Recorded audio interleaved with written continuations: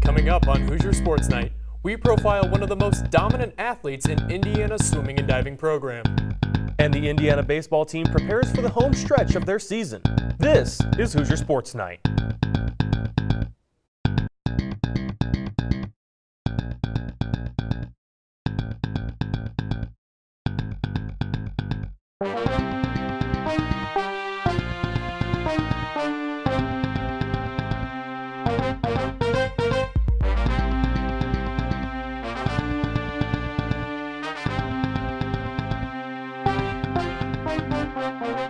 Hello and welcome to the season finale of Hoosier Sports Night. I'm Austin Matricardi. And I'm Michael Tilka. The world's greatest college weekend was kicked off by a thrilling women's race just a week ago. Andrew Lamparski has more. Ladies, this year's Little 500 officially kicked off on Friday afternoon as 32 women's cycling teams took the track. In a close race, there was no clear winner until the very end. After 100 laps, Kappa Alpha Theta walked away with first place for the second time in a row. We always expect to win just by the nature of being in this program, but I've been training for this moment since my freshman year. So to have that sense of catharsis by actually having that be realized is absolutely insane. Brown, who was the first to cross the finish line, also acknowledged the amount of effort training for the race requires. Although the race only lasts for a couple hours, race preparations have gone on for much of the school year. I'm here right in front of the finish line at the Women's Little 500 race. Both racers and the IU Student Foundation have been preparing for this moment for months. You try to describe it and people are like, wait, what? Like, people do a bike race and they're like, is it like amateurs? And you're like, not really, like they train all year round. We tried to do the math on how much time we put into this, but that doesn't really encapsulate how much effort and heart all these girls put in. Blackwell, the IUSF president, says she's proud of the efforts made by members to put the weekend's events together. It's so much work, honestly, but my entire steering committee works so hard all year round to make sure that this happens. Our staff at the IU Student Foundation are all amazing. And now, planning for next year's Little 500 will begin in the coming weeks. After the excitement in the women's race with Kappa Alpha Theta winning by 0.8 of a second, the men's race didn't disappoint either. Lauren Becker has the recap.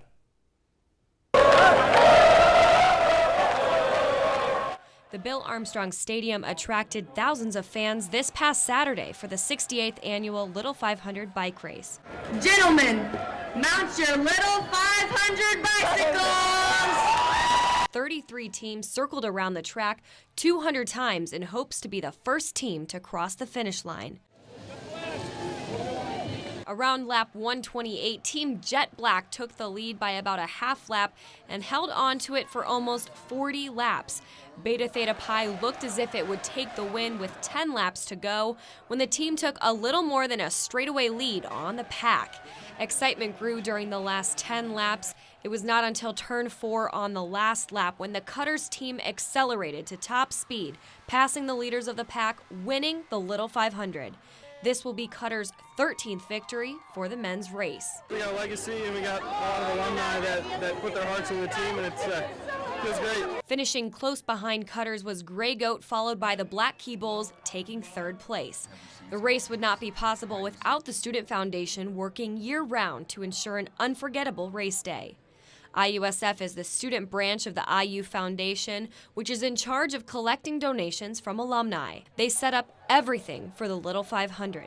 Senior member Matt Kaufman says the members of IUSF spend an estimated 8 hours a day for 1 week leading up to the race, transforming the Bill Armstrong Stadium into a bike track. It's a lot of hard work and dedication, a lot of blood, sweat, and some tears, mostly happy tears, but it really is the culmination of a year's worth of work, and it's such a satisfying feeling to finally be here. All of the money raised from the Little 500 will go towards student scholarships, which helps keep the Little 500 tradition alive.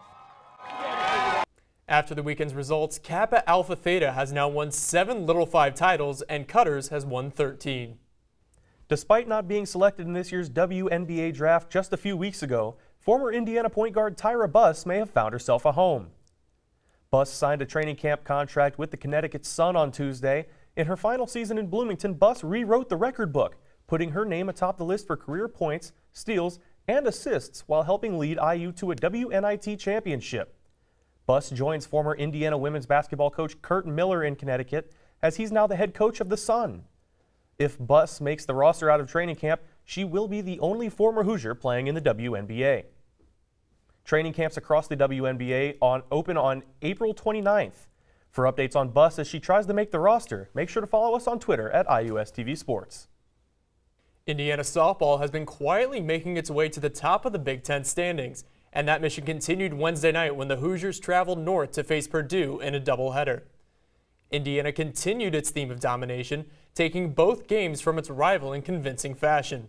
In the first game of the afternoon, Tara Traynor once again got the start in the circle for Indiana and was outstanding, pitching yet another complete game shutout while issuing 10 strikeouts. Taylor Uden's lone home run proved to be enough as the Hoosiers took Game 1 by a score of 1-0. The Hoosier Bats got hot once again in the second contest as freshman phenom Maddie Westmoreland continued to hit the ball well with 3 RBIs. Gabby Jenkins, Bella Norton, and Taylor Uden again helped pitch in to get Indiana 11 runs. Purdue tried to counter, but it wasn't nearly enough to complete the comeback, as IU got a solid start from Emily Gooden, who secured her 6th win of the year. Indiana faces its most difficult task yet this weekend, as the Hoosiers host number 15 Michigan in Bloomington to likely decide the regular season Big Ten title. The Indiana baseball team traveled to Purdue Wednesday night, dropping their 3rd game in a row. IDS baseball reporter Stefan Kreischnick joins our Jack Grossman in studio to take a look at their recent results and preview the rest of the season. Jack? Thanks, Austin. After winning 13 out of 14 games, the Hoosiers have hit a rough patch as they've lost 3 straight contests. What's been different in these losses than what we saw over the previous 14-game stretch? Well, I think things just aren't going well for the Hoosiers right now. It seems like the balls are just bouncing the wrong way for them, and it's just not an ideal situation for the team. The pitchers aren't hitting the zone. They're not throwing the strikes that they want to throw, and they're not getting timely hits. We saw against Purdue they struggled to get hits late in the game there in those last few innings. So it's going to be a matter of getting timely hits and getting back in the zone to kind of turn this thing around for the Hoosiers. How has the loss of Saturday starter Polly Milto really hurt them during that 3-game losing streak? Well, it just throws things off so much for the Hoosiers. I mean, you have your set rotation with Stever on Fridays and Milto on Saturdays, so throwing that off kind of puts new pitchers in new situations that they're not necessarily comfortable with, and it's also forcing you to go to the bullpen a lot earlier in, I guess, in your game plan, because you got pitchers that usually can't go 3, 4, 5 innings, and then you're having to use your bullpen 4 or 5 innings of the way, and it all kind of dominoes effects throughout the week, and then you got your midweek game and your Saturday and Sunday game where you're not having guys go out and giving you a consistent start. So kind of just putting different pitchers in different situations is throwing the balance off a little for the team right now. And Jeremy Houston really struggled to start the year, batting 157 just until a couple of weeks ago. But in his last 11 games, he's hitting close to 300. What has caused for Houston's resurgence at the bottom of the batting order? Well, I think it's got to be his approach at the plate. He's hitting the ball opposite field a lot more, which is something you really like to see with a guy that's turning it around, a guy that's been struggling like him. That's a big part of this team. And one thing that we saw is he really struggled on defense, and it affected his play on offense as well. And now that's kind of stopped. He's not letting one error affect how he does at the plate, or he's not letting a strikeout affect him in the field. So I think he's just kind of mentally gotten stronger, mentally gotten his head back in the game, and then just hitting it to opposite field I think has helped a lot. And even after this 3-game losing streak, the Hoosiers are still in the top 20 in most polls. What are the chances that Indiana can find themselves in that top 16 when the NCAA bracket gets released and will be able to host a regional here at Bart Kaufman Field? Right now, a lot of the polls are saying that the Hoosiers might be a 2-seed or a 3-seed. I'd be very surprised if they dropped to a 3-seed, but a 2-seed looks pretty likely right now. But they have a strong schedule coming up where if they can win 2 out of 3 games in their Big Ten series and take these midweek games against Kentucky and Louisville, they have a chance to move up to a 1-seed and potentially host a regional here at Bart Kaufman. Thanks, Stefan, for joining us. We always enjoy talking to you, and look forward to catching up again soon to talk more Hoosier baseball. But for now, Austin, back to you. The baseball team has a few important weekends coming up as they'll host the Illinois Fighting Illini this weekend and then travel to the land of 10,000 lakes next weekend to take on the Minnesota Golden Gophers. IU swimmer Ian Finnerty accomplished something special during the NCAA Swim and Dive Championships earlier this month when he became the first American man to break the 50-second mark in the 100-meter breaststroke event, coming in at a time of 49.69 to win the national championship in the event. Our Drew Fry spoke with the junior to discuss this and more. IU junior swimmer Ian Finnerty is one of the top breaststrokers in the nation. This past season, he broke the American record for the 100-yard breaststroke. He was one of the top recruits in his high school class, but his dominant college career all started with an unlikely connection to the Hoosier program. During high school, Candace Lewis, Ray Lewis' wife, our head coach, was actually my high school coach my junior and senior year. And she was really an influential factor to my swim career, and she was talking about where I could go, that I could go far, and I didn't really believe that until I met her. Swimming was more of just something I was doing because I enjoyed it. Still enjoy it now, but, she convinced me that I could. Through Candace Lewis, he connected with Ray and fell in love with IU. We have recruits here now, they come here to visit, and I always tell them that, you need to find a place that's going to make you happy even if you're not competing in your sport. And, IU did that for me. I love the campus, I love the people, all the different stuff that's here. It's just a beautiful place to live. Despite his talent in high school, Finnerty never actually planned for breaststroke to be his skill set. It's actually a funny story. I didn't start breaststroke until my junior year of high school with Candace, and we had a guy that was really good as a senior when I was a freshman, and I kind of looked up towards him, and I always wanted to race him in breaststroke, so I just started doing it and see if I could get better and challenge him, and then it ended up just being something that I was pretty good at, so we stuck with it. Finnerty was not only good enough to swim in college, but he was also able to make the 2016 Rio Olympic qualifying meet, reaching the semifinals. Can you describe that experience, a little bit of being on the verge of making the Olympics in Rio? Oh, it was great. I had no expectations going into it. Making the semifinal was amazing for myself and my eyes, and just walking in, it's a stadium of 15,000 people, you don't ever get that big of a crowd in swimming. Just walking in, your heart drops and your heart sinks, and then you're just ready to compete. It's a good nervousness. As the stage gets bigger and bigger, I get more excited for the meet, and I think that really helps. Being under pressure seemed to help Finnerty in this year's national championship, as he became the first American to finish the 100-yard breaststroke in under 50 seconds. This season, Ray and I talked about it. We wanted to be under 50. That was the goal, be under 50. And when I touched the wall, I couldn't see anything. My goggles were filled up, and I just heard everybody cheering. I was like, please, please, please. And I turned around and saw it. And it was definitely that was the goal for the season. I'm glad we were able to hit it. Now that you've already hit that, how do you one-up yourself? What are your next goals? It's a big jump, but the next jump would be under 49, but we can see if that's possible. Someone's going to do it eventually, so hopefully it'll be next year. This isn't the only record he's shooting for, though, as he has his sights set even higher. The 100 and the 50 are definitely in my mind as far as American records go, because U.S. is a little bit behind on the men's breaststroke side, because you have Adam Peaty from England, who's much faster than everybody, so we need to catch up to that. Right. So hopefully those 2 American records this summer. Next year could be full of record-breaking races for the Hoosiers, as Ian Finnerty and fellow junior Lily King currently hold 3 American records in breaststroke. What's it like to have that sort of counterpart on the women's side to where you two can just keep going head-to-head, taking these breaststrokes records for IU? Oh, it's great. I know Indiana this year, we were the first team to sweep both breaststroke titles ever. And having Cody Miller as well, the post-grad for Indiana, swimming with me, and her, it pushes you to excellence. Having those people next to you that are American record holders or Olympic medalists, it helps everyone. Finnerty will be back next season to see what he can do for the Hoosiers as a senior. His performances this past year helped propel IU to a 3rd-place finish in the national championships. For IUS TV Sports, I'm Drew Fry. Finnerty and the rest of the returning Hoosiers will aim to defend their Big Ten title and top 3 ranking next season. When Hoosier Sports Night continues, we share IU's results after the Big Ten championships for women's golf. And the men's soccer team's spring season nears its end, but there's still much to talk about. You're watching Hoosier Sports Night.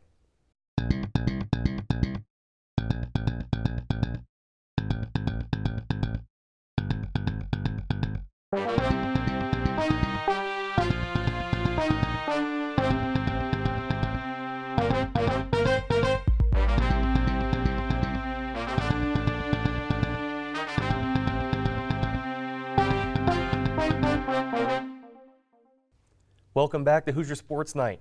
The IU men's soccer team played their final 2 games leading up to a big home matchup against the U20 Mexican national team. The Hoosiers got a win and a loss and have their full attention on El Tri. The Hoosiers went on the road last Friday and Sunday to face Butler and Notre Dame, getting a win and a loss respectively. In the first matchup, IU won 3-0 with goals from senior Austin Poncho, sophomore Griffin Dorsey, and a Bulldog-owned goal. 2 days later, IU lost 3-0 against a strong Notre Dame side in Fort Wayne. IU will take on Mexico this Sunday at Bill Armstrong Stadium. Kickoff is set for 2 p.m. The men's soccer team also announced their schedule for the upcoming season on Tuesday. The Hoosiers will be thrown into the fire right away as they'll take on College Cup semifinalists Wake Forest and North Carolina in their first 2 games. They'll also take on Notre Dame as part of their non-conference schedule and Michigan, Ohio State, and Michigan State during their Big Ten slate. The women's golf team faced off against the rest of the Big Ten this weekend for the Big Ten Championships in Mainville, Ohio. The team finished tied for 9th place and were led by true freshman Priscilla Schmid, who shot an even par on the weekend, which was good enough to finish in 15th place. Ohio native Erin Harper also had a notable performance as she shot just 3 over to finish in 22nd place. And while the team is done for the season, junior Erin Harper earned her first NCAA appearance by taking one of 6 individual spots at the Madison, Wisconsin Regional. The regional round begins on Monday, May 7th. The Indiana men's tennis team kicked off the Big Ten tournament with a strong performance on Thursday morning against the 12-seed Michigan State. IU won in the doubles point and picked up wins from Antonio Sembein in the 2 spot, Zach Brodney in the 5 spot, and Andrew Redding in the 6 spot to win the match and advance in the Big Ten tournament. On Friday, the Hoosiers will take on 4-seed Minnesota at 11 a.m. in the second round of the tournament. The last time these 2 teams faced off, the Hoosiers came away with a 4-3 win in Bloomington. The field hockey team awards were announced this past week, including awards for Most Valuable Player, Defensive Player of the Year, the Hustle Award, and the Most Improved Player of the Year. Senior Maddie Latino won the team's Most Valuable Player award. Alongside Latino's award, junior Taylor Swope won the team's Hustle Award, senior Katie Johnson won the Defensive Player of the Year award, and finally freshman Riley Pearson and sophomore Jessica Morford shared the title for Most Improved Players. Indiana also celebrated their team honor as the IU Athletic Department's 24 Sports One Team Program of Excellence, given to the team with the highest participation in department and community engagement. As we bring season 15 of Hoosier Sports Nite to a close, we'd like to thank our tremendous senior class for their contributions to the show as well as IUS TV as a whole. We wish you all the best as you leave us to start your professional careers. We'd also like to thank Kenny Smith and our engineers, Danny French, Mike Gray, and Joe Bronnenberg for the work they've done to help us out this semester. And last but not least, we'd like to thank those of you who have watched this year. We're looking forward to bringing you more IU Athletics content next year. That does it for the show this week and for this season of Hoosier Sports Nite. We may not be on the air for the next few months, but don't forget to like our page IUS TV Sports on Facebook and follow us on Twitter at IUS TV Sports for all your IU Athletics news. For Michael Tilka, I'm Austin Matricardi. We'll see you in the fall.